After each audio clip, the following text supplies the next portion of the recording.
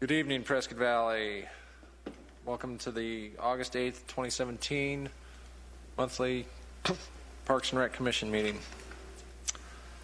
Kathy, can we have a roll call, please? Yes. Chairperson Freyer. Here. Vice Chairperson Gummer.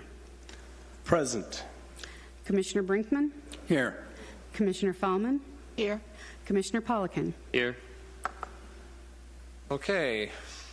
Seeing that we have a quorum, we'll move on to the approval of the agenda. Before we approve, we have a request to move items 9, E, F, and D up to the announcements, with E, F being 1 and 2, and item D being the third presentation. So if there's no objections to that, we have a motion to approve the... I'll make a motion to approve the agenda with the modifications just mentioned. Second? I'll second it. All in favor? Aye. Aye. Motion passes. Okay, if we've all had a chance to peruse the June 13th, 2017 regular meeting minutes, please offer any suggestions for changes. Otherwise, I'll accept a motion for approval. I'll make the motion to approve the minutes for June 13th, 2017. And a second? I'll second. All in favor? Aye. Aye. Very good. Moving on to announcements. Our first order of business will be the Healing Field presentation.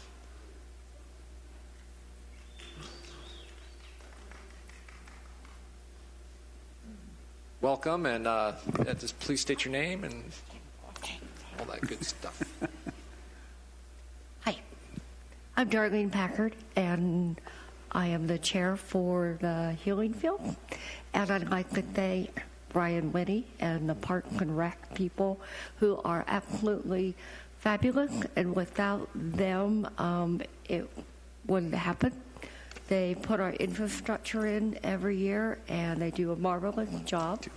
I'd also like to thank Mary Mallory for bringing this heartwarming and moving experience to our town every year. This is our 6th year and my 3rd year as chair.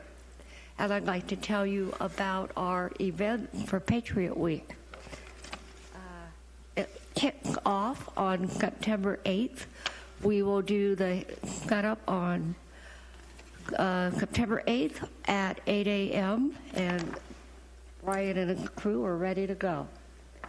And Saturday we have a full day. We have the Patriot Run. Patriot Run is also 3 years old, and it was started by our Central Arizona Honor Guard Commander Jeremiah King, and Jeremiah King also is very instrumental in the setup of the field. He's kind of my right-hand person, or I'm his right-hand person, one or the other, but he's awesome. So we're having the Patriot Run, and the Patriot Run is a fundraiser to support our Honor Guard. Our Central Arizona Honor Guard are worthy of we really need to be proud of them. They go around and they represent us at the funeral of fallen brothers, both firefighters and police. So the fundraiser, they have to pay their own way, and it's really not fair that they pay their way to represent us, and it comes out of their pocket. So the Patriot Run is September 9th, starts at 7 a.m. There's a 10K, 5K, and a 1-mile fun run. You can sign up at www.raceentry.com. The fees are very reasonable. Lots of things to do with the kids. Static display from the fire district. Also, Native Air will be there with a helicopter. So the run starts at 7. There is a raffle. There's a silent auction, I believe. Then at 9:30-ish, we will have the blessing of the field.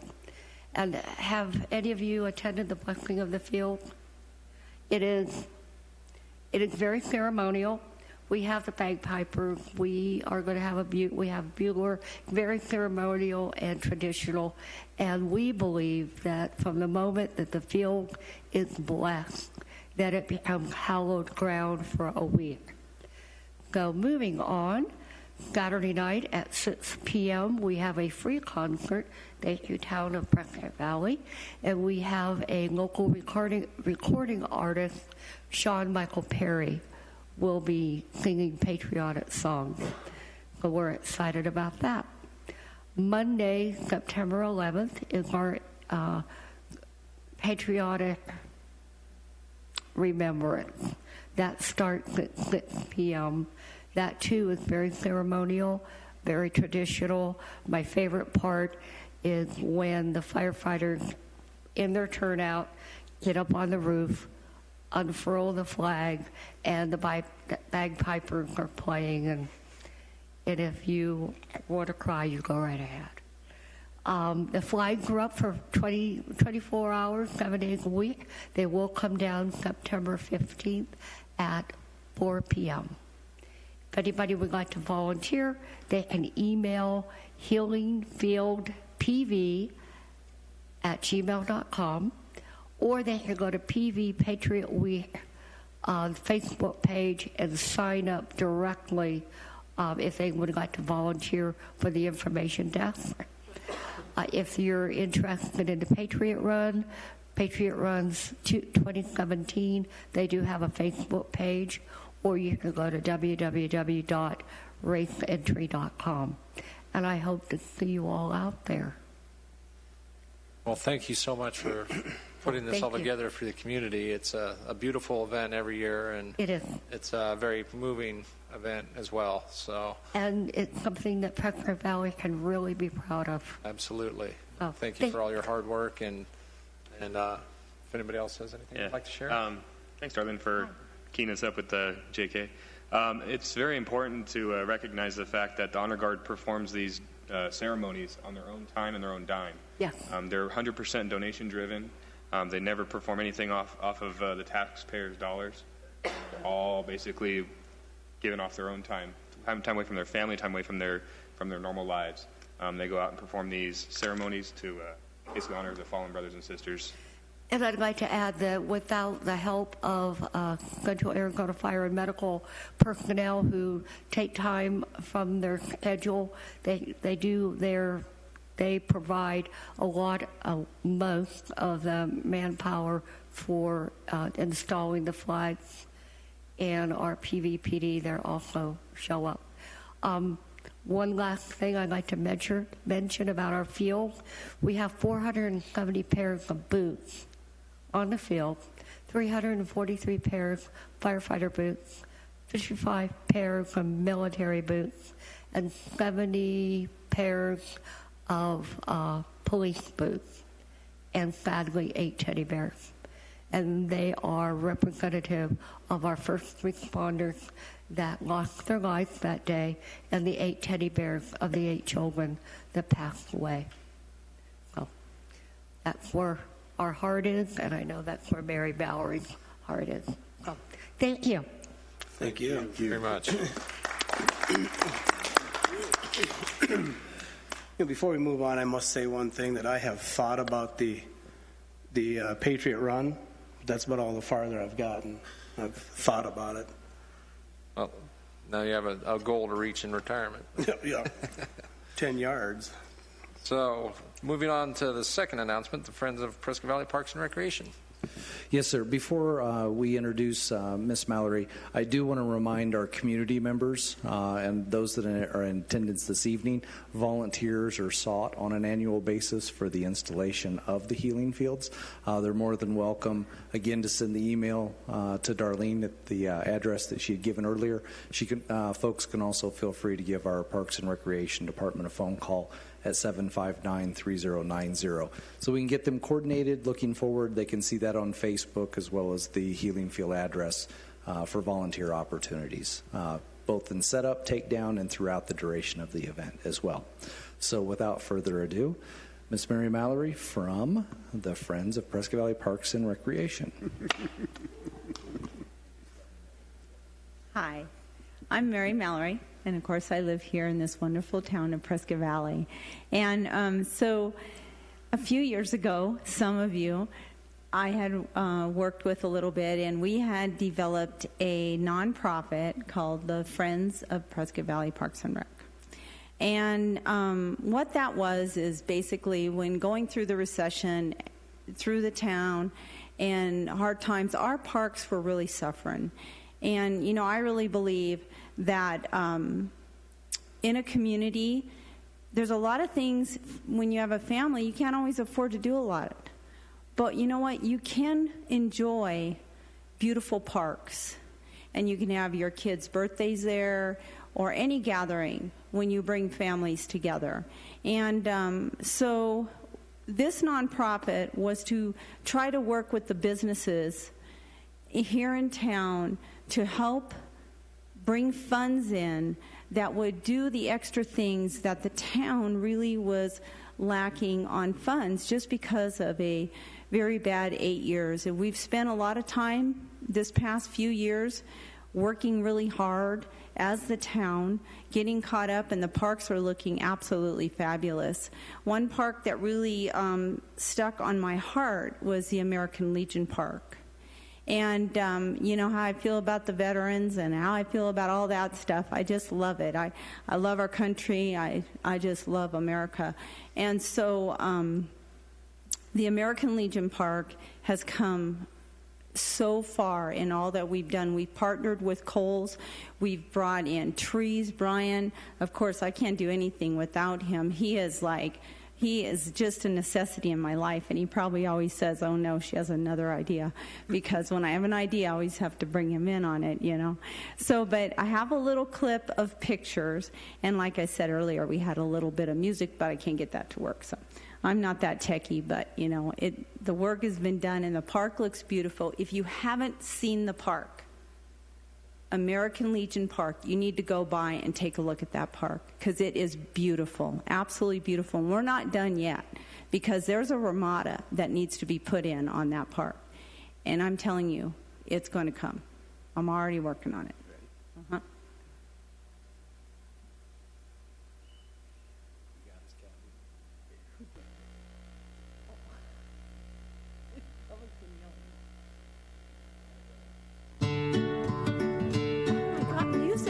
We don't have to listen to Brian sing.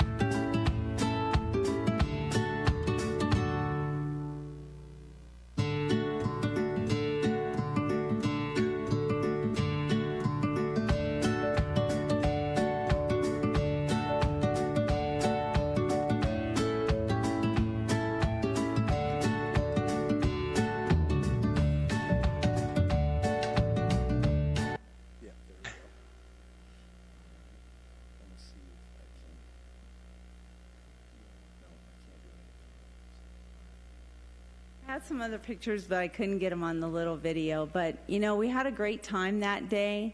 And, again, it's a community. It's the people that make this community.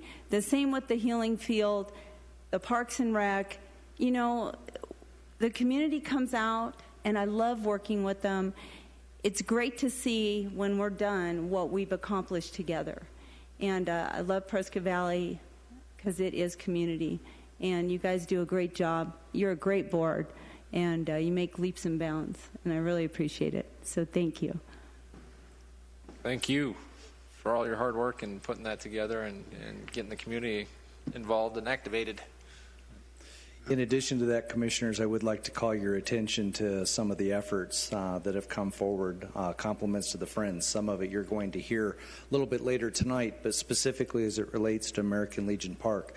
The Friends have been critical out there in regards to fundraising, literally the dollars coming from outside, collecting in-kind support, donations of materials, all of those types of things that have come into American Legion Park that have exceeded probably close to $30,000. So it's not been a small potatoes item. One of the photographs, and I'll take the blame for this one, in the miss because we were trying to insert some things into our presentation for you tonight, but we wanted to show you the before and afters. I think you saw a little bit of the befores in some of those photographs, and the items that you're missing is the lush greenness in the background. That park was rather what we would call natural, if you would. And now, today, if you would drive by it, it is lush, it is thick, and from border to border, it is green as can be. And it incorporates a number of trees that were donated by a local supporter who has just has been huge for our Parks Department in regards to his support of the community as well, of doing those types of things. But it has been money, it has been people, it has been hours, it has been sweat equity. It's been everything that you can think of as what was indicated earlier in regards to community and its support and development behind it. You've seen that in action in some of our other locations as well, but this has truly been a Friends project. And again, you're going to hear a little bit more about that. But I can't thank Mary enough for all of her work, her dedication, the rallying of those members of her team and bringing them forward. So I thank her for that publicly. So thank you very, very much for that. And I think we have a very bright future together with the Friends group. So thank you. Very good. Okay. Thank you for the great presentation. Does anybody have any comments they'd like to share before we move on? Yeah, just one item on that. I had a family member come up to me just out of the fire department. They've been going to that park for about 15 to 18 years. And they mentioned to me they're now college-age kids, and my kids are old enough to go to the park now. They mentioned, why wasn't the park this nice when I was growing up? So now they don't have the opportunity to play on the swings as my son does, but it's greatly appreciated. Thank you, Mary. That's great. That's great. Okay, hearing no other comments, moving on to the next item, the Prescott Valley Pickleball presentation. Mr. Whitty and Mrs. Jan Gradle? Gradle. Yes. And we have a couple of other folks that are going to be joining Jan. So we have Don Bessie, and then your name again? Danny Boy, that's right. Dan Karchek. So he's with us this evening as well. I love giving him a hard time. We partnered together on quite a few different things. So I had the great fortune of having these three very distinguished individuals that are sitting behind us join in a conversation with the department and staff. And they have a project. And basically, in a nutshell, their project is their passion for pickleball and wanting to bring that here to Prescott Valley. So what they have done, they've been very fortunate. They've been already underfoot, if you will, of creating the Prescott Valley Pickleball Fund Committee. And they are affiliated with the Arizona Community Trust Foundation of Yavapai County. So their 501c3 is already in action and ready to go. Their goal, of course, what? To construct pickleball courts here in Prescott Valley, and doing it in cooperation with the town of Prescott Valley, having it becoming a community asset. They're looking to do so in Antelope Park. The proposed court location is located on the south end of the parking lot, indicated by the square located below, opposite of our multi-use athletic fields, and south of the ramadas and the playground area. They find that the site is very intriguing to them because it has all of the support amenities necessary and allows also younger members of the family to frolic around and enjoy the park in its fullest while pickleball is being conducted.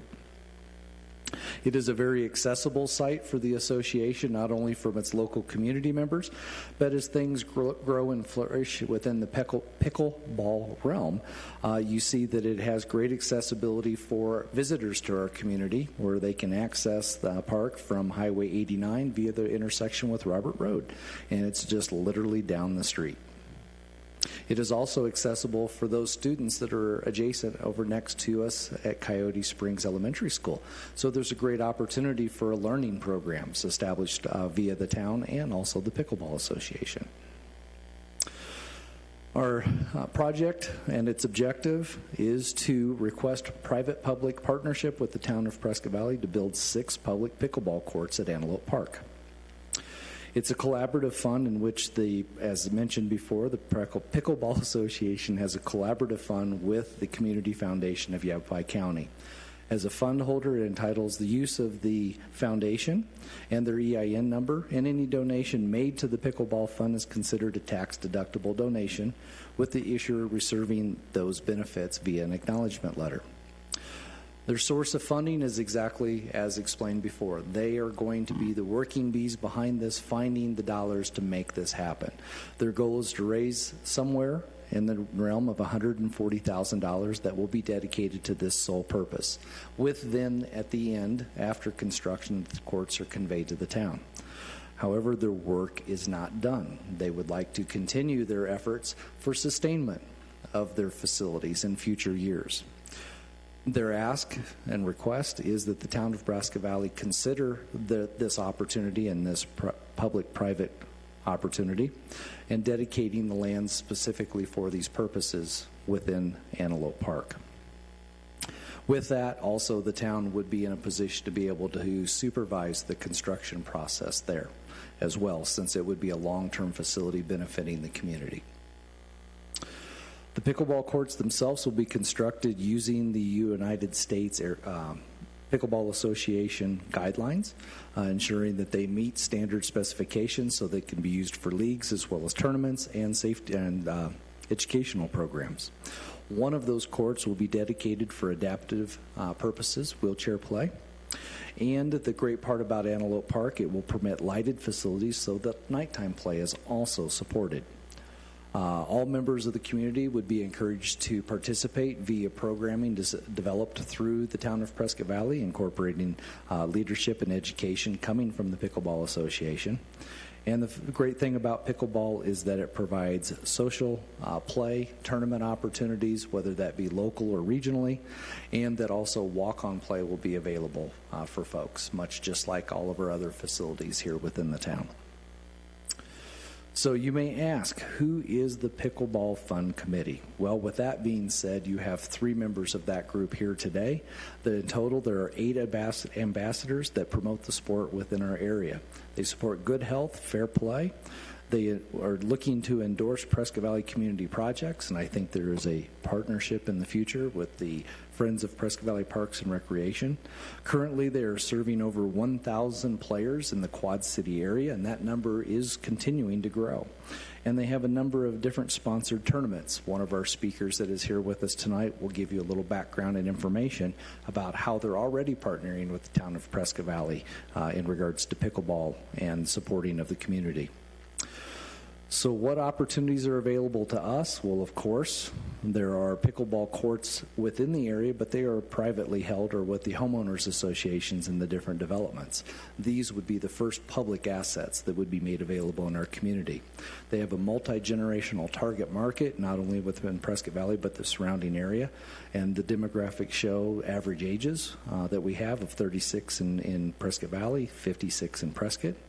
There's after-school programming opportunities. So in other words, our goal is to keep these courts very busy. We talked about the neighboring elementary school, but in addition to that, the Boys and Girls Club, who we have a very active working relationship with them, that they have an opportunity as well of being able to utilize these pickleball courts and receive that type of instruction as well. As we mentioned earlier, there's 1,000 players already in Yavapai County and growing. And there's local support, not only with our ambassadors, but also the simple fact that the National Association is located in Surprise, Arizona. So we have that asset, our resource to be able to reach out to. So if you have more questions about how the game of pickleball is played, of course, there's a wonderful video that is available to you. Of course, you'll be able to talk to these ambassadors that are here with you this evening, as I would imagine that they would make a court available to you and give you a quick little lesson for you to be able to pick up. But we encourage you to gain more information via the website as well as the quick video. So with that being said, the ambassadors are here to speak with you. Mr. Don Bessie is going to give you a little background in regards to how he was able to begin pickleball down in Yuma and why his interests are here in Prescott Valley. Jan is here to answer any other questions you have about the association and their fundraising. And then Danny Boy is here to give you some feedback and information about how the town's support has been able to help Northern Arizona and its pickleball here in town and creating a calamity right here in Prescott Valley and folks coming from not only Arizona but throughout the Southwest in attendance here. So, Don, I'll open the floor to you, sir. Brian, before you go, just very quickly, has staff evaluated the construction impact upon the park? As of right now, we should not, and again, this is a very preliminary position right now, but it's looking as if the dimensions that we have out there will conform to the site. There should be little to no impact in regards to the drainage way, because that would be the west bordering element that we have there. If we do, we'll have to work with then our flood control team, making sure that if there are any impacts or infringements upon that, we'll work with that to channel that flow. Beyond that, its benefit is the accessibility to the site. It's right off of the parking lot there and the sidewalk, so those accommodations can be met. The great part about it is those particular courts would be fenced, so that ball leaving the court would take quite a bit of effort. I know Dan's real good at that, but we would ask him to keep the pickleball within the court and doing those things. I'm thinking it would be a very, very workable site, and especially from a use standpoint. Of course, with your input this evening, if it requires us to come back in a work study, you want to delve in it deeper or any of those other types of things, we'd be happy to support you with that. The next leg in this journey, if you do endorse it, we're wanting to then make this presentation to the town council for their ultimate support, because they are the ones that would have to give it its full blessing in order to give the legs to these folks to do the remainder of the work necessary. This does overall, before you start speaking, look like an excellent site. We certainly need more pickleball courts. Some of my neighbors, are using courts part-time because the homeowners association. So this could be an exciting project, and it sounds like there wouldn't be any major impact from construction, and lighting would not be an issue there. So correct. Sounds good. All righty. Any other questions I may help answer before Don comes The question up? I had was the drainage, because I'm familiar with that park. But you're saying you're going to address it, that'd be fine, because there are some ditches that run through that. Correct. Yes. And yes, you're exactly right, because that was part of our review is when we made the improvements over on that west half of the park, that those were addressed as well. So again, I think if we find that there are any impacts based upon the layout when we survey it, once we reach that point in time, if we find that there are any of those types of things, we'll be able to work through that. And real quick, would the parking lot be able to sustain pickleball and Yes, with the growth that we have out there of 70-plus now parking stalls that we did not have before, is literally half of that amount that was made available to us. We should be able to have sustainment of those types of things. Let's per se there's a baseball game, and then we have pickleball league night or just open play, we should be able to definitely sustain those types of things. If we find that there are competing interests like a soccer tournament as well as then an interest in a pickleball tournament, we all know that when we have those types of things, that's going to be based upon application and going through those types of processes. But from an open play standpoint, from a youth league organization practice night, any of those types of things, it would meet that demand. Brian, I have another question. Will the association be responsible for the upkeep of the courts? That is one of their long-term goals that they would like to work through, either whether through the Arizona Community Trust or with the Friends Association. Dan will talk a little bit about that in regards to tournament play and those types of things, because they do develop some opportunities for revenue that they would look at as improvements and growth and development and those kinds of things. The association does understand that it is a community asset, and they would be utilizing the facility in the same way as any other group of folks that would be out there, i.e. when we have baseball or softball fields.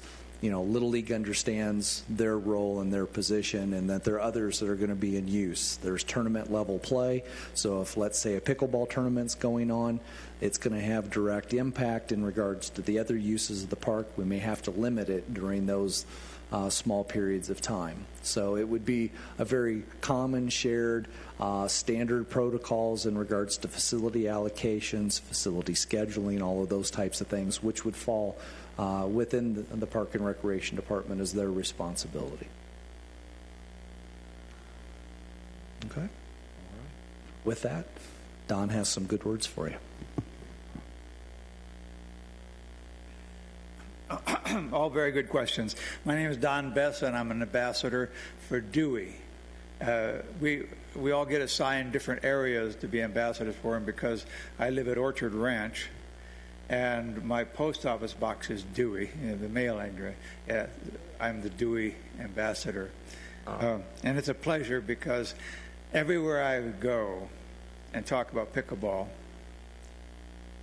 people get excited. You're getting excited, right? Absolutely. You bet. I learned to play pickleball about 5 years ago at Orchard Ranch. By the way, Orchard Ranch is the only RV park in the Prescott area that has pickleball courts. And we're the only place that has dedicated pickleball courts. I mean, we have 2 courts we can play at all the time. At all the Granville, Stone Ridge, all these places, their pickleball courts are on tennis courts. So they have to share, and which is not, sharing is not a bad thing. But one of the things I want to tell you about my experience with pickleball and a small town. My wife and I we're seasonal residents, and we spent the winters in Welton, Arizona. You know where Welton is? It's a little town of about 1,500 people in the summertime. In the wintertime, when the snowbirds come in, it's about 10,000 people. And it's 20 miles east of Yuma on Highway 8. My wife and I discovered it in 2007. We were RVers at the time, and we were just exploring. We found Welton. And we kind of fell in love with it. It's a small town, kind of like Prescott Valley, but smaller. They have their own police department and fire department, and everything is very, very local. So, in 2012, we happened to hit on Orchard Ranch, stopped there in our motorhome, and before we left, we learned how to play pickleball. And we went back to Welton, and there was no place to play pickleball. But the school district had a double tennis court next to the elementary school that was not being used and hadn't been used in years. So we went to the school board and to see if we could use it for pickleball. Well, they were very happy to have somebody use it. So we went to the town council and talked to them about using it and got their permission. So my wife and I washed those courts down. We painted the pickleball courts on them and everything. We painted 4 courts. We bought all the equipment, and we posted flyers all over town. A local newspaper, which was a weekly thing, all the RV parks, everywhere. And we opened the courts in October of 2012, I think it was, with 20 members. Nobody knew how to play pickleball except us, and we were newbies. But we gave them everything we had. And before the season was over, we had over 50 members, paying members. We wanted to get our money back from all that, so we charged them $20 for membership. Meanwhile, the town manager was really impressed with what was happening on the pickleball courts. They had a grant to build a park adjacent. It's a big thing. It's there's a junior college facility there, and they're building a park and another fire station, all in this grant area. Well, they added 4 pickleball courts to that grant. After we started, one of the RV parks in town saw that we were taking all their people over there to play with us, so they put in a pickleball court. Then some of the people that were RVers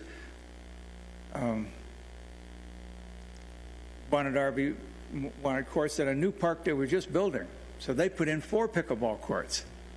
So now Welton, the little town of Welton, had 9 pickleball courts. And every one of them was being played all the time. The only thing that keeps people off that court is heat or cold. We were playing in Welton when the temperature was 32 degrees in the mornings. I tell you, it's one of those kind of games that's addicting. So that's what we expect to happen here. You have no public courts here, so people can't really play it. We have a lot of players, but they have to play on a private court, and what we want is public courts. I'm sure you're aware that the Prescott Pickleball Association built 8 beautiful courts up at Pioneer Park. If you haven't gone up there and see them, then you need to, because that's what we're looking at doing. We want that in Prescott Valley. Okay. So, if I've got you excited enough, I'm putting on some training tomorrow night at Orchard Ranch at 6:30, and I'm going to teach Marty Grossman how to play. You all know Marty? Yes, we know Marty. Any of you want to come over? We'll provide the balls and paddle. You just have to have tennis shoes and a bottle of water, tennis shoes. And we'll give you a quick lesson on how to play pickleball. Nobody's too old or too young. In Welton, we taught all the kids at that school from 2nd to 6th grade how to play pickleball. And we taught the PE teachers how to play. And they used to bring the kids over to the court in the afternoons when, because I was president of the VFW Auxiliary, so I had them donate $500 to the school so they could buy their own paddles and nets and everything. It can happen here. We've got a lot of sponsors here that we expect to be tapping. So this can be a big thing. It is a big thing. And, of course, you're the first step. I was going to say, every time I'm at Pioneer Park, the brand new courts are packed. Doesn't matter what time of day it is. There's at least 3 or 4 courts active, so I see the impact that it can have for the local community. Yeah, exactly. Yeah. Exactly. Weather permitting, the courts are being used. Yeah. That's the only thing that keeps people off the courts. So what exactly is pickleball? I've heard it's a combination tennis, ping pong. It's played on a badminton-sized court with a paddle that's a little larger than ping pong paddle, and a ball that's perforated, and a 3-inch ball so it's about 3 times as big as a ping pong ball. and it has a net like a tennis court. So you have a relatively small area. The court's only 44 feet long and 20 feet wide. So it's not like a tennis court where you have a lot of coverage. You have to spend a lot of time running around. That's why seniors have taken to pickleball. There's over 1,000 new pickleball clubs a year formed in this country. Fastest growing sport in the country. The Nationals, the USA Nationals, will be played in Casa Grande in October. Or is it November? November. They have 36 courts, and they will have people from all over the world, actually. Last year they had them from Belgium and Germany and England playing pickleball. So it's not just a fun game, but economically for the community, it's really a boon to the community. I know you're all familiar with Snaps, the tournament that Danny Boy just put on, and how many people came to town just for that.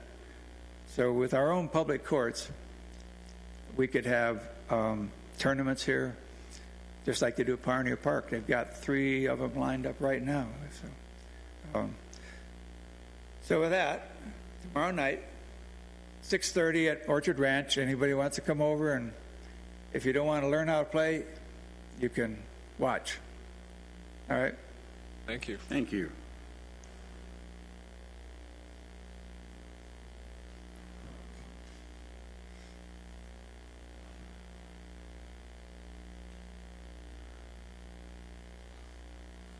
Good evening.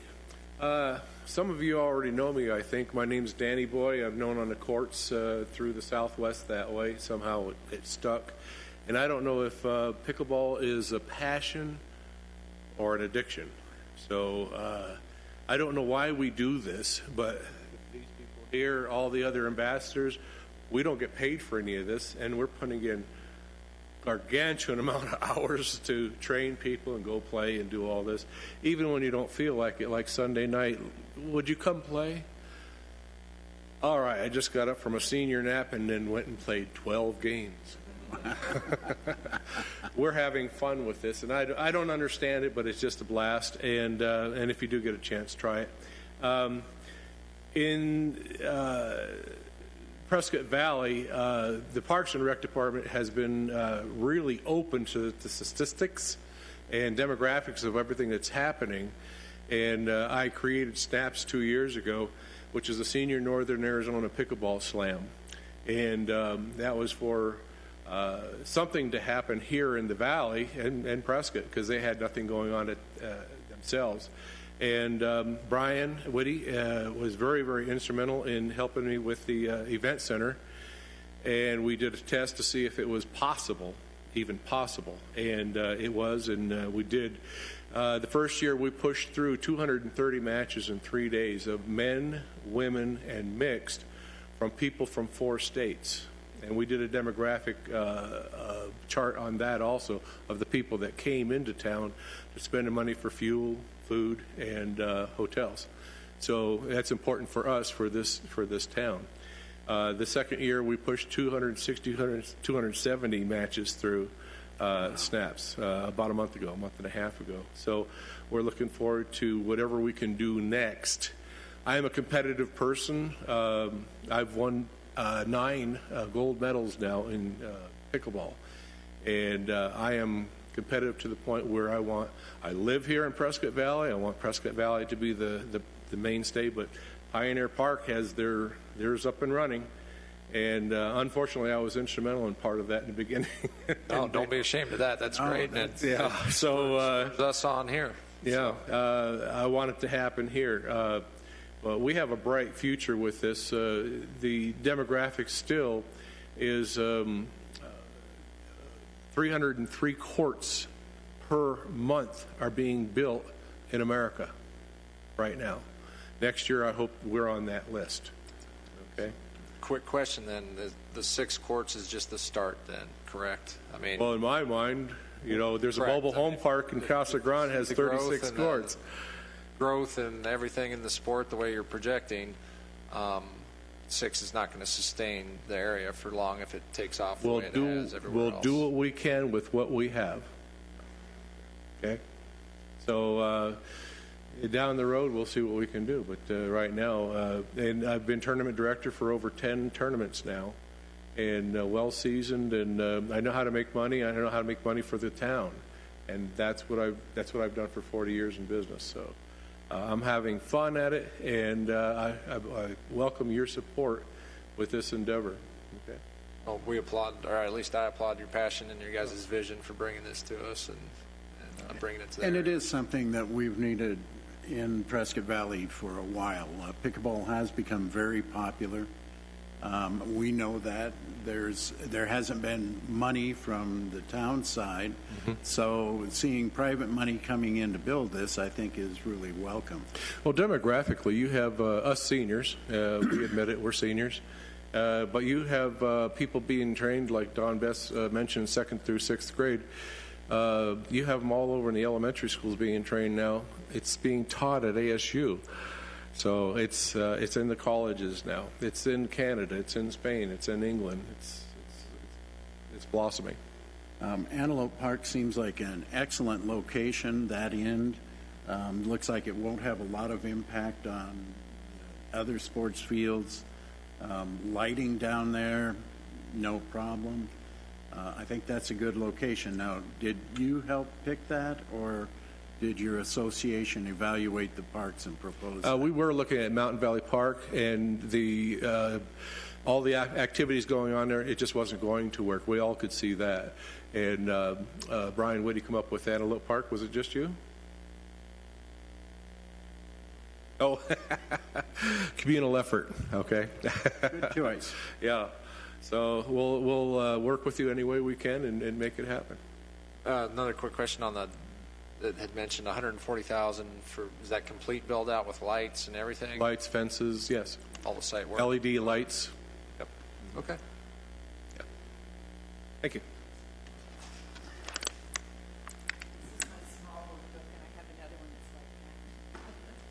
So my name is Jan Gradle, and I live here at Pronghorn Ranch. I moved up here just a few years ago, so 3 years ago. And I wasn't very active down in the valley because I have old friends who aren't moving around a lot, and I'm 66. So what I do know is I can tell you that pickleball is being played by 9-year-olds and 90-year-olds in the valley. And we all play together, or we play age groups and we do tournaments because of skill levels. Families can come out and play with other families. I've been around looking at communities. So I've talked to Gerald, and I never can pronounce his last name. What is his last name? Oh, anyway, so I talked to Gerald, who's in charge of Boys and Girls Club. And so we talked about how to get the kids out on the courts. In Prescott, they're building a court right next to their Boys and Girls Club. I thought we were going to get Mountain Valley Park, so I was really excited about that, thinking they would just walk over. But what I do know is Boys and Girls Club uses our school buses to move them to the high school to play tennis, and they'll probably move them to Antelope Park to play pickleball. And we'll be teaching the kids. We'll be teaching our Hispanic community. I wanted to get wheelchair play in, but Antelope Park may not allow that because it has to be a bigger court, and then that may go over into the drainage area. So we'll probably end up with 6 regular-sized courts, which is perfect for a start. One of the things is, living at Pronghorn Ranch, I've been leading the pickleball group there and working with Ben Snyder, the owner of Pronghorn Ranch. And he allowed us first 1 court when we started. Then we started our pickleball association. We talked him into 2 courts. And then later, we talked him into 4 courts. So that finally came true. And Dan just told me that on Monday, they played all 4 courts. And he's pulling in people from Orchard Ranch, Stone Ridge, Pronghorn, and I don't know who else is coming. But Ben Snyder's amenable to that, and he wants people to come and use the courts. And we're planning on a tournament, maybe through Orchard Ranch, that may happen on our courts because we have 4 courts on a tennis court, so there's lots of lines on the courts. One of the things that I found in working with Pronghorn Ranch is communication with players, even within Pronghorn Ranch, but as a pickleball, Pronghorn or Prescott Valley Pickleball Association, we can do emails, we can do meetings, and people still say, what's going on? We don't know what's going on. So I talked to one of the restaurant owners, and I said, I don't know how to promote you within our pickleball group, how we can get other people to know what's going on. And they just said, go to Facebook. So we have one of the players at Orchard Ranch that said she'll go on Facebook, do a website, and what we're doing is promoting Northern Arizona because those are the players we want to bring in. So we're thinking outside the box big. We probably have a minimum of 100 players in Prescott Valley that are playing at their HOAs. Prescott Pickleball Association has 100 members right now, and they're talking about partnering with us so that when they get their members, they can come play on our courts. We'll pay our $25, and if we show our membership, we can play on their courts and get that free membership training that they have. So we all want to play together. We're looking at a community out, within Prescott Valley, but also within Northern Arizona. Cottonwood people are already coming down. People from the valley in the summer are coming up. So it's a lot of recognition. And with our 6 now community courts, they're going to be pretty active. And we're hoping that we teach all levels of ages and skill levels of people to come out and use it, for parties, for family play, for everything. So, and do you have any questions? Because I probably have all the answers. I think I do. I don't. Okay. No, I think you guys have done an excellent job presenting your case, and I think it's a very valuable presentation and project. So. Well, and I think the people are there that want to do pickleball, but of course, like you say, we're stuck. Well, where do we go? Right. And when we do get our own courts, I think this will explode into a major. I know myself will be interested in getting going with playing pickleball and learning more about this.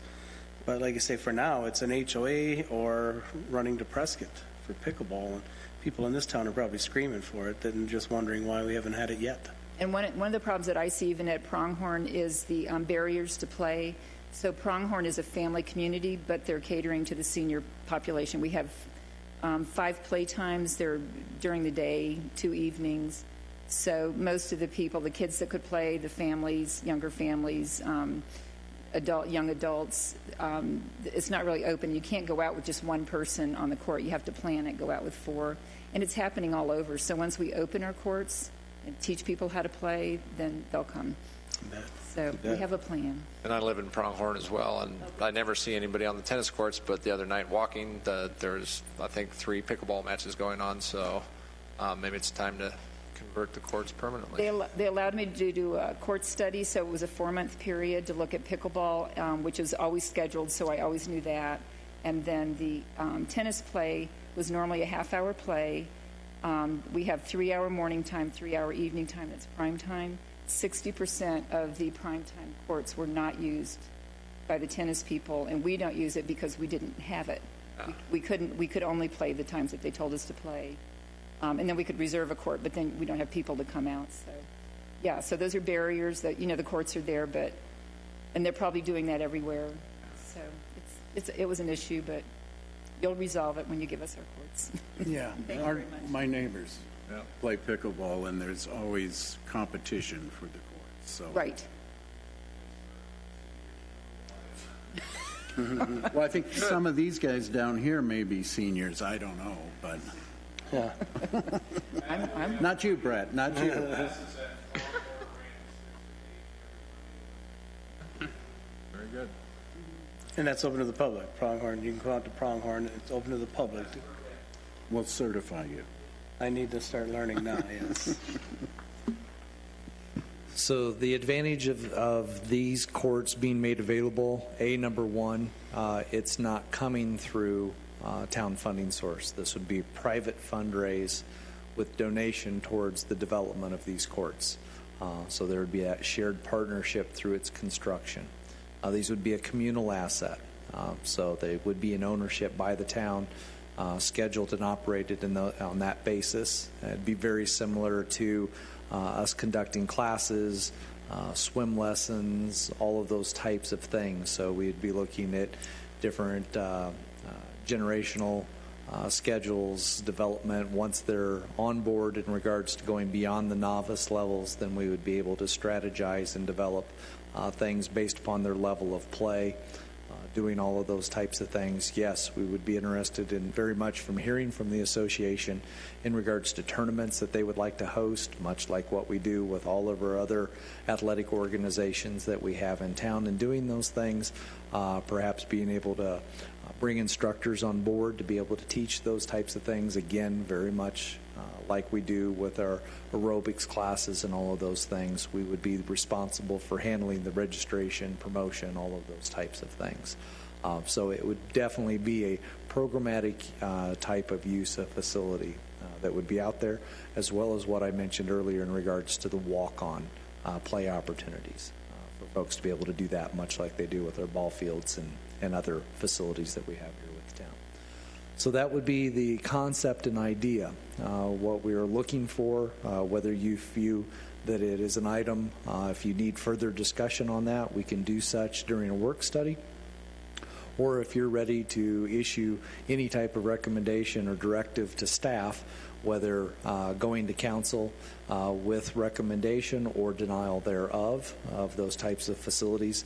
But regardless, we do need to hear from you so that we can move forward what your thoughts are for council's consideration in order to begin the further research, as well as then, if it is viewed upon favorably, the opportunities to begin that fundraising process, getting plans developed, engineered, and then creating some timelines of development and commitment. For me, I think it's a great idea. Coming from a family that's always looking for something fun to do, that's active at least. The only thing that raises my attention, you mentioned it, probably just doing a work study just to allow for viewing the site, seeing how big it is, seeing how big sites normally are for pickleball. Just get an idea of perspective, and seeing on TV is one thing, but also measuring it out and get an idea of the layout that the park would lay. Preliminary, we've done some of those things, but not in an official capacity. And what we're finding is that there is an opportunity for 6 courts. We still would like to further that investigation a little bit more as it relates to the one ADA accessible facility. And then in doing that, what those impacts might be to the drainage channel and how we could overcome that. Those literally are our 3 elements that are standing out there from a physical standpoint of implementing there on the site. I believe in our layout and assessment there would be no other negative impacts. In other words, the existing ramadas and those types of things are in place.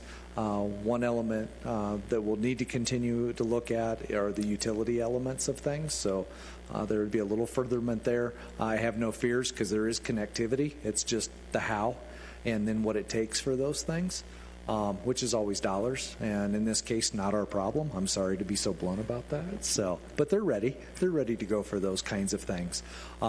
So to help answer if that is where your area of need for work study would be, I'm in a position of comfort. I mean, there is going to be some very technical components that will have to come forward via survey, channel impacts, those kinds of things. But once we reach that point in time, that becomes a very professional-driven element that will have to comply to all of those town guidelines.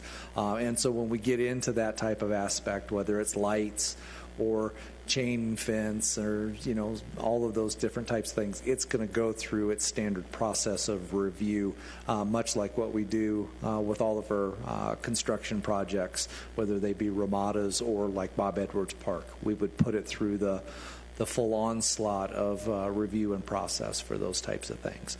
Conceptually, it's, does this work for you? Does it fit the park?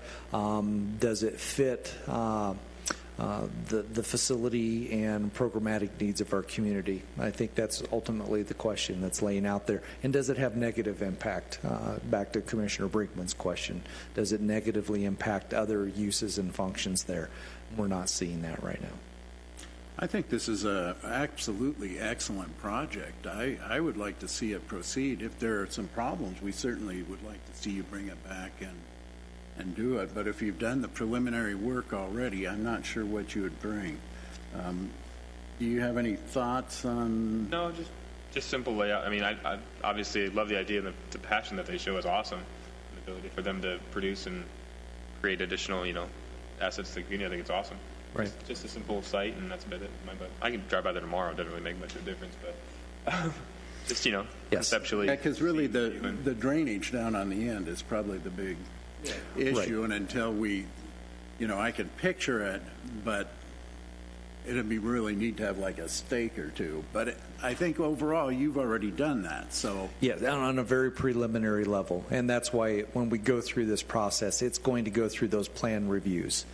So once we get to all of those different trigger mechanisms, it should clear itself. And if not, those things are going to be identified in regards to how we're going to handle those.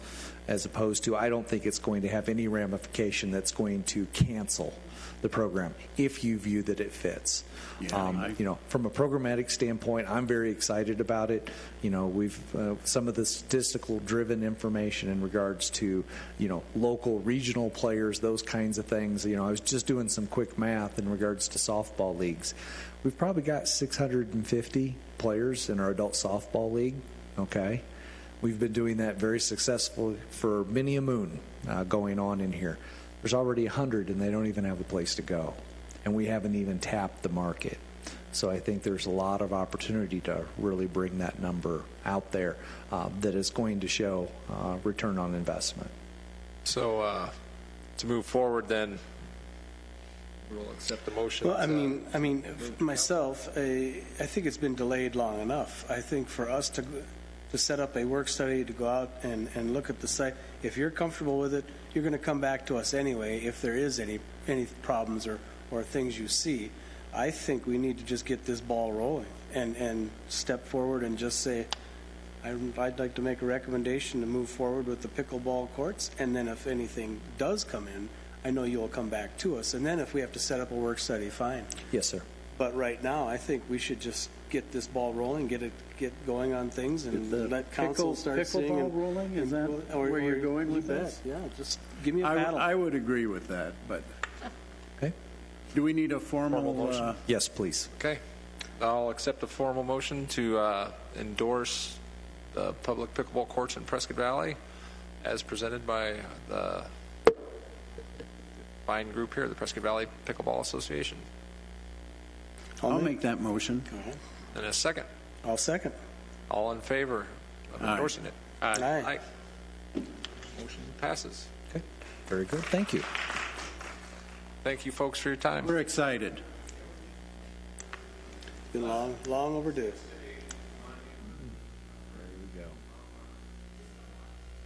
There we go. Well, yeah, 6 to 8, and that's Pronghorn. Okay, so that was probably, when we're not done yet, but that might have been the longest announcements on record for the commission in regards to doing these things. All good stuff. Definitely. All right, so moving on to the next announcement will be.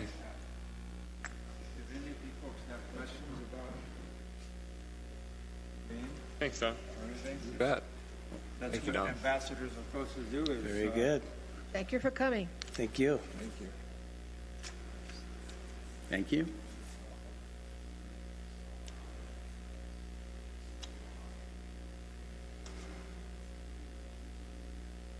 I should have brought my coat.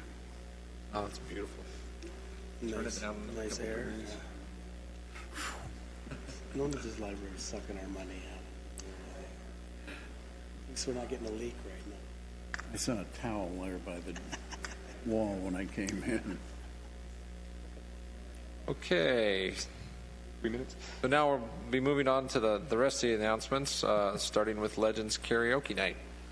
What are we? No, I'm just teasing.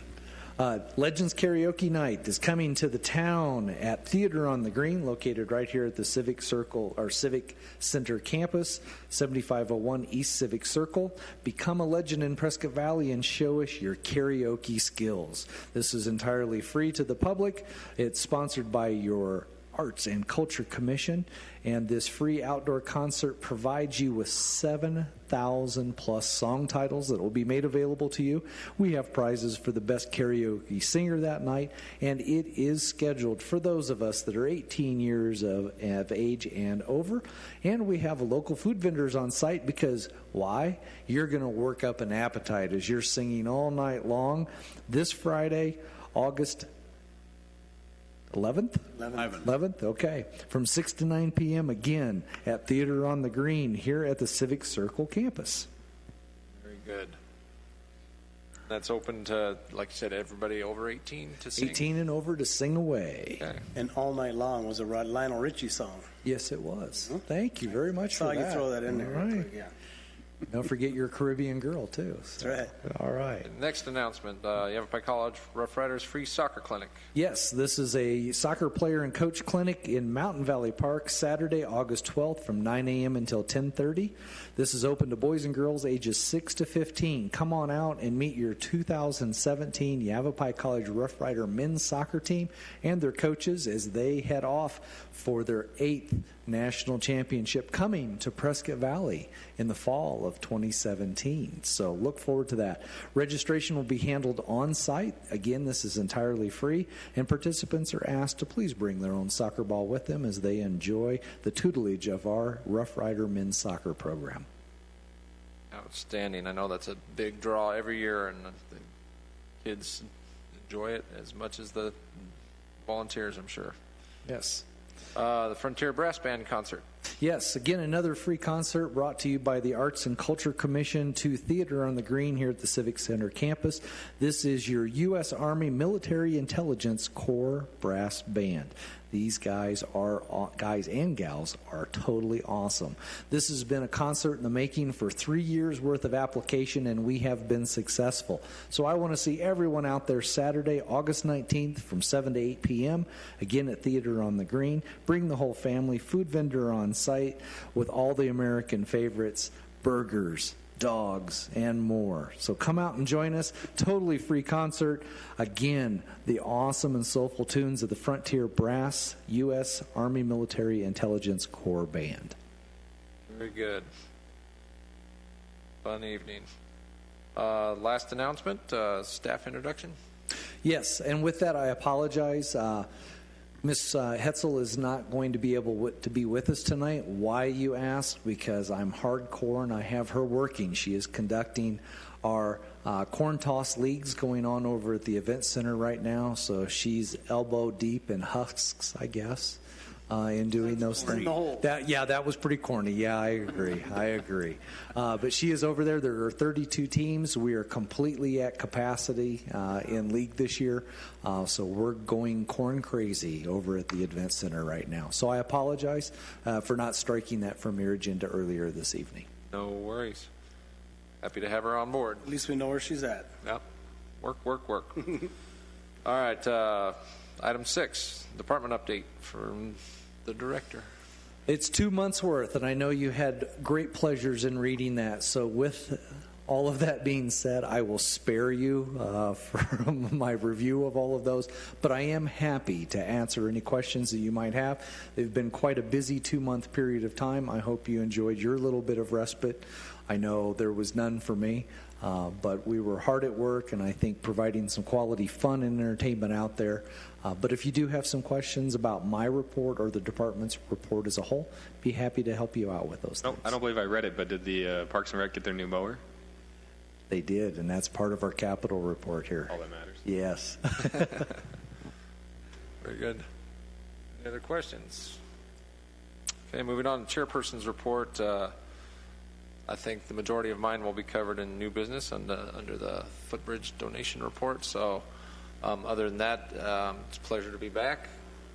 It's been since April since we've convened, or since I've been here for one of the meetings. So it's been a long, hot summer, and ready to get back to business here. So moving on, tree advisory report. Okay. No problem. I'm happy to report, though, we have completed our 2017 tree grant application with the Arizona Department of Forestry. This particular grant year was made available to us. It actually includes the planting of trees. So we've indicated 21 particular planting locations that we have identified. Majority of those are at Mountain Valley Park along our multi-use paths that we have there. So we're looking at that, as well as a couple of other park sites. It also incorporates staff training. So we'll be working with arborist Dana Diller in doing that. So he'll be able to help train our folks and actually be able to purchase some specialty tools for working with our arbor here in town. And then in addition to that, and it's not coming to mind right now, so I apologize for it, there were 3 legs of the stool that we were standing on with this application. And I'm failing to remember, maybe it was just the other park site that we were planting those trees and doing that. It was still, I don't believe it was an educational component, but it was a combination in regards to tree plant. Hazardous tree identification and removal of a couple of those trees. So it was still a training component with staff, but also removal of some of those trees within our parks. So in total, it's about $12,000-$13,000 grant application. So we're very hopeful. It was only opened up to Tree City USA communities. So we're very fortunate in that standpoint of things. So we're excited. We look forward to hearing from them. I'm hopeful that we'll hear before September 1st because we would like to get the ball rolling with that, getting some trees planted this fall, as well as also getting our training scheduled up, identifications made, and then also plans for removal periods. So. Did you ever repost the flag? I'm sorry? You ever get a new flag for Tree City USA? Yes, ma'am. And so that's coming soon to the flagpole. So. Well, that's a good place for it. Yes, ma'am. Very good. Any other questions on the tree grant application? Okay. Moving on to old business. Project updates from fiscal year 17-18. So yes, Commissioner Poliquin asked in regards to the mower, and I believe it was last reported at our June meeting that we had solicitations out there, vendors providing demonstration models, all of those good things. I'm very happy to report that it is in hand. It came in under budget. We have a wonderful shade canopy on it that's actually power ventilated, so it creates the updraft. So for our drivers, for their benefit, and it's a mowing machine. It's been in action for a couple of weeks now. Very happy with it. It's 3 independent decks. It is actually a smaller model of our wide area mower. So if you're familiar with the orange Mean Machine that's out there, well, we have Baby Brother that's come along with it. So we're out there doing that, and we've transitioned our former small area mower into our weed mower within our parks. So now we have a 3-pronged approach that's out there, and equipment task for those responsibilities. So we're very, very excited about that, doing a very good job. I know that if you've seen our athletic fields, the Civic Center out here, when we're mowing those areas, the contour of that, the quality of cut that equipment's given, shown through, and we went directly down the line in regards to the appropriate size mower for some of our small spots, and you'll see that quality coming to our neighborhood parks as well. Very nice. That park grass, that lawn is just beautiful. It is beautiful. Yeah, we're doing a great job. We got, again, the hires of our technicians and doing those things, and improvements in our staff and their education, certification levels, I think is shining through right now throughout your park system.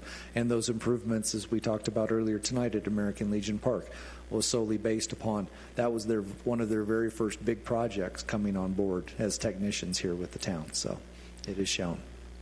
Very good. Yep. In addition to that, as far as other capital items to bring to your attention, the swings for Mountain Valley Park are scheduled for installation the week of August 21st.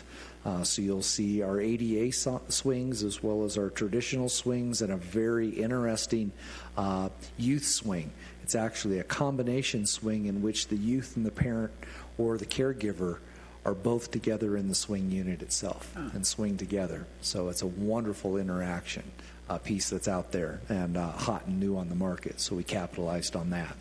So that's going to be again coming the week of August 21st. Our utility vehicle is been ordered and confirmed. That will be on hand within the next week or two. Again, that also came in under budget. We have Community Center Park, CASA, that is scheduled for mid-September to first portion of October for the Ramada install over there. So that had about a 12-week window for development and delivery. So we're right in the midst of that. When I go to our state conference here later this week, I hope to receive updates because I'll see both the manufacturer and the sales representative at that time. So we get some more good updates in there, and it will match the rest of our infrastructure within our parks. And those remaining units will go to the wayside. We'll make some improvements in our irrigation system out there, just because it will allow us to do such, and we'll have some direct ADA path work that will connect you directly to those Ramadas. So it'll be a big triple win across the board once we put that Ramada in there at Community Center Park. Also, within the next 3 to 4 weeks or less, you will see some parking lot improvements. This will take place at Tonto North, American Legion, and Fane Park. So we have some improvements that are going on there, some patching, some chip seal work, new striping, all of those good things. So it'll be huge and wonderful improvements, as we definitely hear from our users that they are well needed and beyond time. So those are pretty large, substantial items. In addition to that, solicitation of bids for the roof over at Mountain Valley Splash are underway. The slide entry will go out for bid development here in just a few short weeks for completion later this fall, as well as then also our chemtrail system vendor solicitations are being developed. All in all, there's roughly a little bit over $150,000 worth of investment in your park and its operating systems through capital this year. So we're basically well underway with things either wrapped up or soon to be arriving or completed. Very good. Got your hands full. A report on the 4th of July. It was a big bang. It was. Okay. Good time ahead. Did it sparkle? And glimmered a little bit, yes. Only a couple brush fires. You know, this year was a fabulous year. I know it had a lot of people on edge in regards to the wildfire that was taking place. And I hope we helped answer a lot of those worries and concerns. They were well understood. But the great fortune that Prescott Valley has is the location in which we do it in and who we partner with. We're partnering with our school system. We're partnering with our fire district. We have multi-department overview, insight. The location, it being that it's in Mountain Valley Park, adjacent to a neighboring school system. That's a 70-acre site with ball fields, irrigated turf, months worth of community effort with Yavapai County, as well as staff and other volunteers in mitigating any of those other areas and surrounding that have potential through those types of negative opportunities that are out there. But we also have a very well-versed and educated pyrotechnics team as well, too.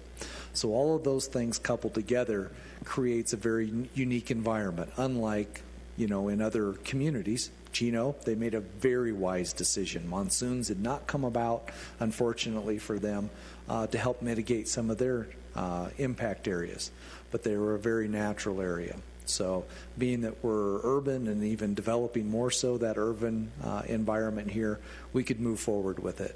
I think you saw perhaps the best fireworks show that Prescott Valley has ever put on. We had some very unique pyrotechnic displays that were out there, unique colors, in some cases hand-developed for us. We had some of the biggest fireworks that we've also ever had in years past in doing that. So I just want to give a huge shout of kudos to everyone involved, our vendors, Freedom Station for their inflatable and fun areas and water activities and all of those cool things that were there earlier in the day. The concert went well. Our teamwork in regards to the radio stations and the choreography of sound that went along with all the pyrotechnics and stuff. So whether you were there on site or at home or at friends that were visiting, all of that patriotic music synced in with the fireworks show was awesome. Everything literally went out without a hitch. 5,000 plus folks within the park. Who knows how many thousands outside. I heard reports that the Civic Center campus parking lot was packed to the gills. On top of all of that, Bob Edwards as well, neighboring and doing all of those things. Yes, all the surrounding churches, all of those things. So who knows what that total number is, but at least 40,000 because we know everybody in town saw it, and then some. So one heck of a show, but just great partnership with all. I just wanted to give that kind of shout out, accolades. Thank you all for your support. Thanking Town Council for their support budgetarily in making that happen. Fabulous time, fabulous show, and for my personal take on it, I think it was the best crowd interaction. Positive, supportive, in control, if you will, of doing all of those things. And maybe the fire had a little bit to do with that, maybe some senses of reality, those kinds of things, but just awesome. And I appreciate everyone working with us and giving us that type of support and understanding that we could pull this off and that we could continue moving things forward in doing the work that we do and giving back to this community what it deserves, and that's a celebration of our independence. So thank you all. It seemed like this was really important to people throughout the region, not just our Prescott Valley people I've talked to. It just seemed like a really big deal that Prescott Valley was still putting on their fireworks. So it was, and it was a spectacular show. I'm fortunate, and I can see most of it from my house. So I couldn't hear the music, but it was an amazing display. And look at the letters to the editor that you got that were so positive, thanking the town for putting it on. And I thought that was just wonderful. And kudos to you and your staff. Just great. Thank you. Many families appreciated the fact that they could bring their kids to see some fireworks on the 4th of July. A lot of families. So to mention, I had the unique opportunity to drive down Robert while the show was going on, unfortunately. But the way that the PVPD was controlling the traffic and the availability to keep that road clear, and side streets were busy. Side streets had opportunities to park, or, not the opportunity, but the lack of control. But they kept the major thoroughfares open and made for an easy approach to a scene. So that was good. Most definitely. And again, it's a matter of teamwork. So, all of our first responders, PD, fire that was on site, county that was on site, the public works team for all of the infrastructure, of course, our parks team. There's probably 2 or 3 others that I'm not remembering right now, but just everyone, and it takes everyone to be able to produce that. What we did this year is no different than what we've done every single year. So whether it was the Hot Shot Fire year this year, unfortunately, with our local fire, no matter what, that's what we do. That's how we go about getting our business done and be able to provide that. So I'm glad that not everyone was entrusting of that, but there was definitely opportunity there, and we understood the value and purpose of giving that to our community, and I think it proved itself. So thanks to everyone. Job. And thank you for having the confidence in the way you do your process and your procedures, because it was the only community in the area that continued with it, and the confidence that you displayed and your department displayed in proceeding forward is to be commended. Yeah. Well, it definitely starts at the top. So Mr. Tarkowski had all of our backs. So very good. Well, pass along our thanks to him as well. Definitely. Moving on, Bob Edwards Park restroom update. Yes, believe it or not, a year later, it will come. We build it, and it's coming. We're anticipating install next week. Nice. It's scheduled en route. going to be arriving. We have a pre-qualification team that's coming in. They're going to have everything ready to rock and roll. We're doing the last few little touches that are necessary for receiving of that equipment. So once it's in play, look forward to seeing lots of activity around that one little square within the park leading up to installation, but the restroom is online. Very nice. I'm sure the users of the park will enjoy that rather well. Yes. Okay. Any other questions regarding old business? No? Moving on to new business, Fane Park updates. Yes, this was by request of Commissioner Trevini. So I unfortunately is not here with us, but I wanted to give a little bit of feedback in regards to Fane Park, where we're at on a couple of different elements. One of the questions was, how's the lake doing? How's the dam holding up? And so with that, what's pictured in front of you now is when the clouds cleared and the light shone through in Fane Park, this is what we found.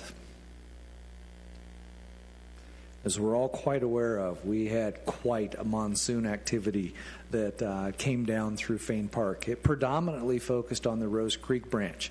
So that is your upper picture, or back picture in this case. This is literally all of Rose Creek. Now you're looking at that going, Rose Creek isn't that big. You're right. It's not that big. But this was its full flow capability. And so if you're asking which and what is Rose Creek, when you enter into the parking lot and the lake is out in front of you, look immediately to your right-hand side. There's a little pathway. Actually, we call it our service road. So if we need to take vehicles and equipment and those types of things, and you'll remember there's this little road and there's some culvert pipe and all these other kinds of good things. And matter of fact, that was reconstructed from an Arizona Game and Fish grant of about $20,000 that we got a year ago. And we had all this upstream mitigation work to help catch sedimentation before it entered the lake. We did this, we did that. You guys know the whole story. So all of this water started coming through the monsoons. The lower picture indicates, and you look at that bridge on how it's bowed out, that water is flowing, and I mean it's moving through the lake.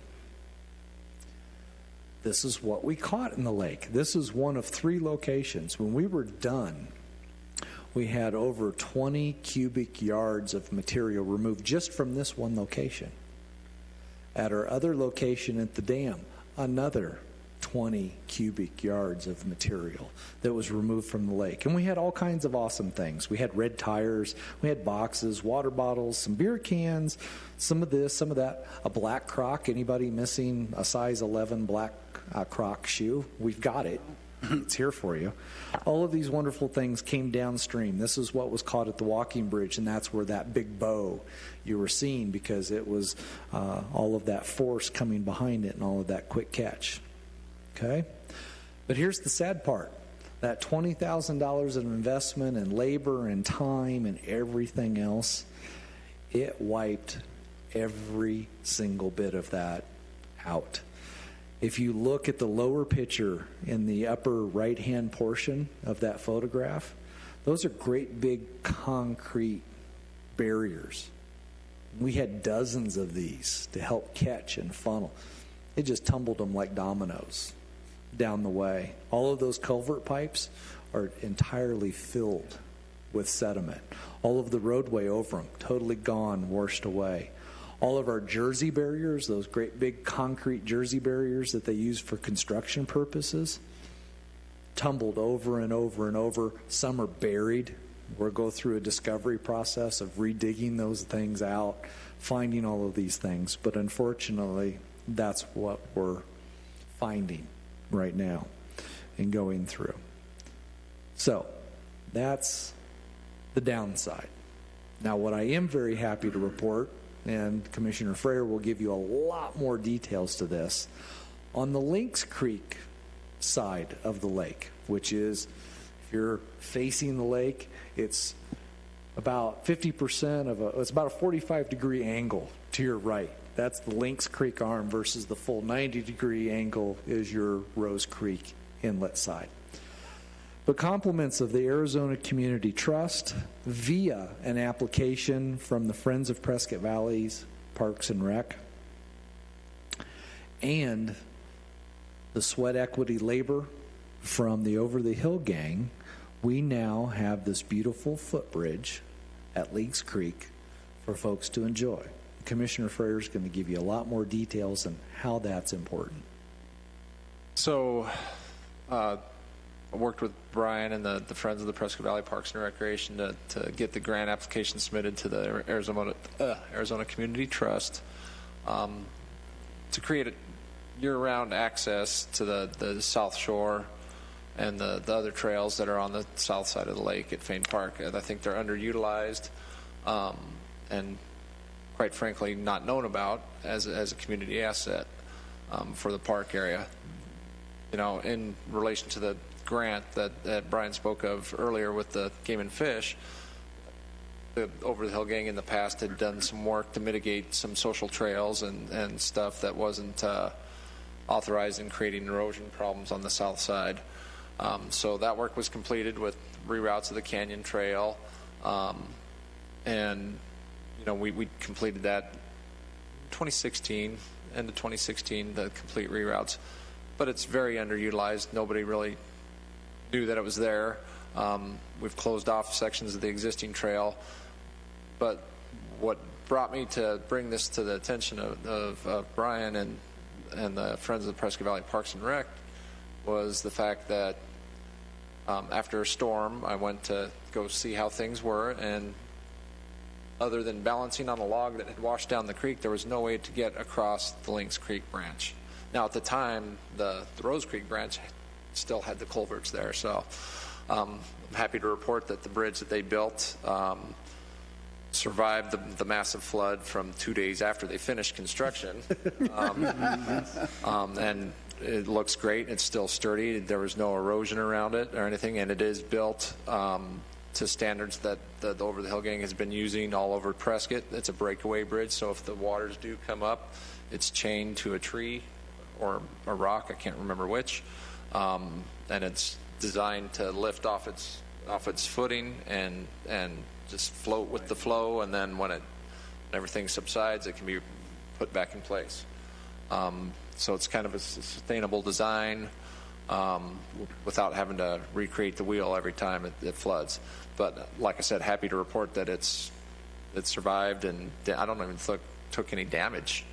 You know, I don't think the Lynx Creek arm flowed quarter or even a 16th as much as the Rose Creek arm did. So, but it's a sturdy construction, as you can see. There's 16, 18 guys on there.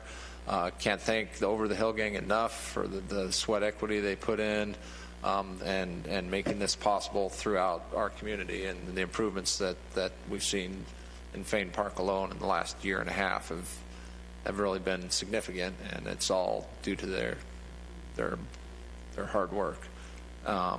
So when you get a chance and you can cross on the floating bridge, you can get up there and see it and explore the trails around, and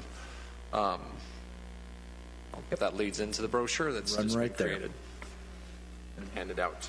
Yep.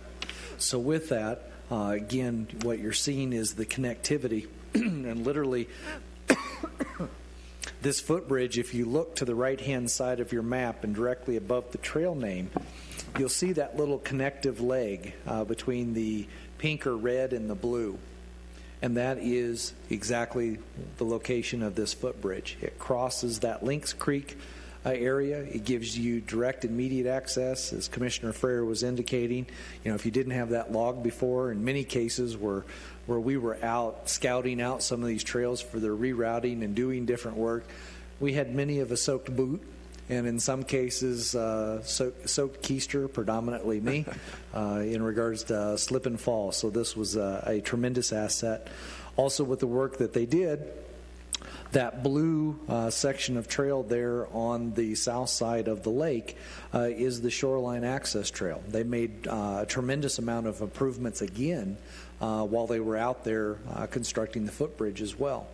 So we kind of were able to double dip on that and their service. But what you're seeing now on our new and updated Fain Park brochure is a color-coded system for the network of trails that exist, so that you can create whatever type of routing that you want to in regards to your exercise levels or your exploration for connectivity out into Fain Park, which has not been existent. And it's available to us. Our next step is a couple of projects related to additional support mapping that's going out there and some trail signs. And yes, we're going to identify that 2-letter word project, and so that will be coming forward in the future. We've got a few other applications that we're going to be working on of funding sources to be able to support those things. So we're pretty excited, but now it's accurate. It gives you easy identification, so whether you're a fisherman, you're a watcher, you're a hiker, all of those different opportunities, this brochure will be able to give you that information. And so right now you can go out there and enjoy mile, quarter of a mile, mile and a half, run the full loop, knock your socks off out there, and enjoy nature to its fullest. We give you lots of information as it relates to not only hiking, the park rules in general. The inside that's not on display for you tonight gives you a lot of information about the history of that park and all the different elements that are there, ranging from the history of mining to those that were encamped there, cavalry teams that were there, the Barlow Massic's house, the ruins that are available, and connectivity with their Arizona State Park site stewards, the Calvary Chapel, all of those awesome things that are found and housed just within our own Fain Park, which is nestled on the south side of Prescott Valley. So wanted to bring that up to date, but really give accolades to Commissioner Freyer and also the Over the Hill gang for all of the things that have taken place out there and the improvements that are still underway. Well, and just in my opinion, I think Fain Park's the one of the gems of our many gemmed park system, just with the diverse activities that can take place out there. So with the fishing and the hiking, and I've even mountain biked out there on the trails, and it's short, but it's fun. So, it's a great place to take the family and spend a Sunday afternoon and just enjoy the natural beauty of the area. And I think people would be surprised at how pretty, especially on the east end of the newly rerouted Canyon Trail, how pretty that is with the views of Lynx Creek past the dam. And with all the removal of all that debris and stuff out of there, now maybe you can get those park staff guys down there and do a little gold panning. And maybe that'll help pay for some of this removal we're going to end up coming up with. I'm sure some of that gold washed down. It's hard to say. Yeah. Now we'll have trouble with that down there now. Let's not encourage that too much. There you go. All righty. Thank you, Brian. You're welcome, sir. Moving on to our next item is the fountain at the Urban Lake. Yes. As a matter of our monsoons that come through and all the different types of activities, we not only lost one fountain at the Urban Lake, but we also lost the second. So if you've been by the park or lately driving on Lakeshore, you see that we have one very active fountain. It also, the new fountain that we have there also has a light package to it, so it lights up at night. It's got a beautiful display to it, so please enjoy that to the fullest. The other one is en route. It will soon be installed as well, getting that done. But please also understand that during the monsoon seasons, the things that flow into our bodies of water just because of storm management and its process, from time to time those fountains do have to be taken offline. Otherwise, we'll have negative repercussions, and we'll be buying another new fountain, which we don't necessarily always want to do because they are not cheap in doing that. But we're very happy that we have that. We're adding a new level of enjoyment with the lights out there. And so encourage everyone to take a peek at it as they drive by at night. It is very, very pretty out there, and soon we'll have matching candles, if you will. So getting that done. Like our own Bellagio. There you are. Just need the dancing streams. The dancing streams, and we do not want Commissioner Gummer setting up a craps table or anything out there at the Ramada. So Yeah, we can work on that. Very nice. All right, the last item that I see in new business is the Unisource grant application.